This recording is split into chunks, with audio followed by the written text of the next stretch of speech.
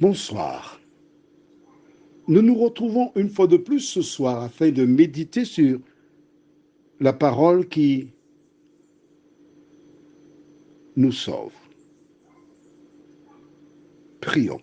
Notre Seigneur et notre Dieu, nous continuons de découvrir ce soir une partie des écrits qui parlent de Jésus-Christ. Que le Saint-Esprit continue son œuvre en nous éclairant, afin que nous soyons en mesure, ô Dieu, de connaître la vérité, nous t'en prions, au nom de Jésus et pour ta gloire éternelle. Amen. Je lis de l'Évangile selon saint Jean, chapitre 10, les versets 27 à 33, ce qui suit. C'est Jésus qui parle et il dit: « Mes brebis entendent ma voix. Je les connais et elles me suivent.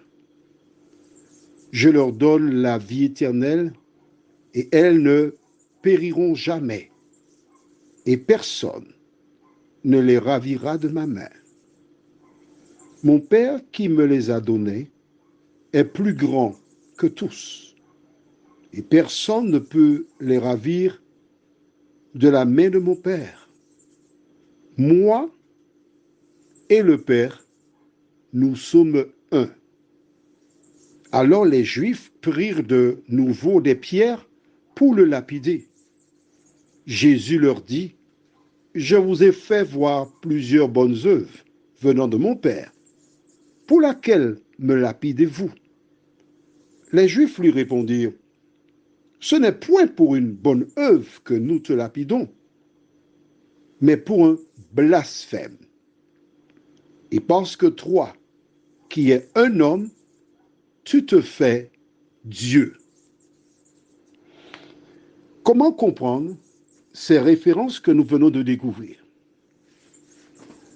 Premièrement, je voudrais attirer ton attention sur un fait indéniable.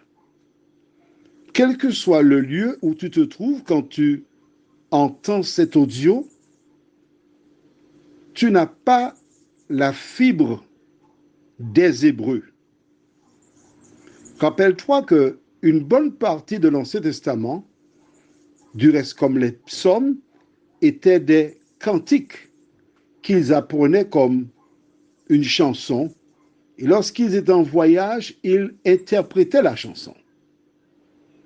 Donc les Hébreux connaissent très bien le concept de Dieu à partir des différentes expériences qu'ils trouvent avec Abraham, mais aussi des écrits de Moïse.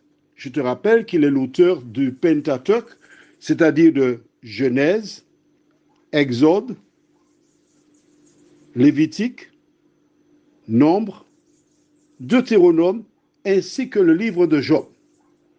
Donc ils connaissent cela bien. Ils savent ce que Dieu a déclaré à Moïse, ainsi qu'à d'autres juges en Israël. Et dans les propos de Jésus, ils n'ont aucune difficulté pour comprendre qu'il déclare qu'il est Dieu. Il déclare: « Moi et le Père, nous sommes un. »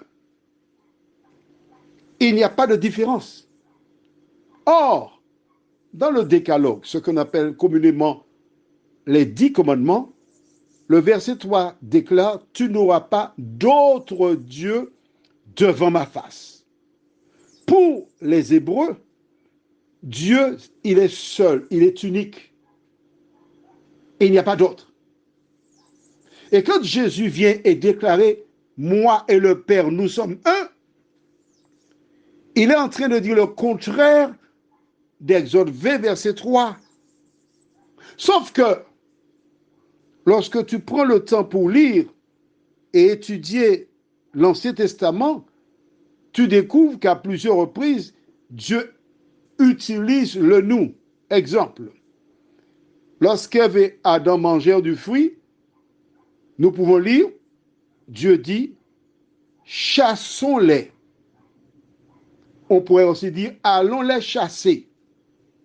Quand ils construisirent la tour de Babel, il déclara, descendons et confondons leur langage.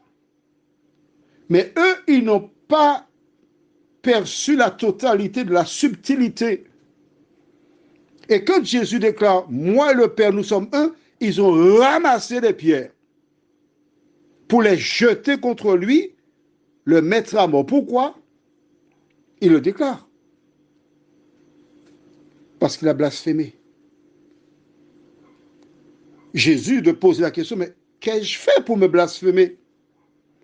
Et le verset 33, il déclare, les Juifs lui répondirent, ce n'est point pour une bonne œuvre que nous te lapidons, mais pour un blasphème. Et parce que toi, qui es un homme, tu te fais Dieu. Ils ont clairement compris qu'à travers les paroles de Jésus, qu'il a dit qu'il est Dieu. Maintenant, nous savons que les Hébreux de l'époque étaient limités. Ils étaient limités parce qu'ils ne savaient même pas, malgré les écrits, que Jésus était né. Ils étaient limités parce qu'ils étaient accrochés à leurs croyances. Et ils ne faisaient pas d'efforts pour entendre ni comprendre le plan et le projet de Dieu. Du reste, demain soir, si Dieu nous prête vie, nous découvrirons une déclaration dans l'Ancien Testament qui indiquait de manière claire et précise que Jésus est Dieu. Mais quelle est la raison fondamentale pour laquelle ils n'ont pas vu en Jésus Dieu? C'est la même raison aujourd'hui, où des femmes et des hommes n'acceptent pas Jésus comme Dieu. Et qui les incite à penser ainsi? Tu sais, l'ennemi de l'homme, le serpent ancien, rejeter Jésus comme Dieu. De la même manière que par le passé, on a cherché à le mettre à mort, aujourd'hui, des gens cherchent à tordre le sens des Écritures et déclarent que Jésus n'est pas Dieu. Mais gloire soit rendue à Dieu, que lorsque nous prenons le temps pour lire ce qu'il y a dans les Écritures, que ce soit l'Ancien ou le Nouveau Testament, nous voyons que Jésus est Dieu. Est-ce le cas pour toi? Prions. Notre Seigneur et notre Dieu, si les Juifs, comme déclare la parole, ont déclaré que Jésus se faisait Dieu, c'est qu'à travers ces paroles, il ne faisait qu'utiliser ce qu'indique l'Ancien Testament. Seigneur, le concept de Dieu n'est pas facile à comprendre pour plusieurs. En effet, à certains moments, on présente Dieu comme étant le Père et Jésus le Fils, jusqu'à ce que l'auteur écrive que Jésus a été engendré. Mais lorsque nous prenons le temps pour regrouper d'autres références bibliques, nous voyons qu'au commencement était la parole, et la parole était avec Dieu, et la parole était Dieu. Jésus n'est pas devenu Dieu, Jésus est Dieu. Seigneur, pour celles et ceux qui ont des difficultés à comprendre cela, merci de les aider à te laisser dans le temps les éclairer, afin qu'ils comprennent toute la vérité. Car ce qui est fondamental maintenant, c'est d'accepter Jésus le Sauveur, le Rédempteur, tandis qu'il en est temps. Merci Seigneur de te révéler à nous de différentes manières et que ton esprit, que l'Esprit Saint nous guide, nous t'en prions, au nom de Jésus et pour ta gloire éternelle. Amen. Je te souhaite une bonne nuit sous le regard de Dieu et à demain soir, s'il nous prête vie.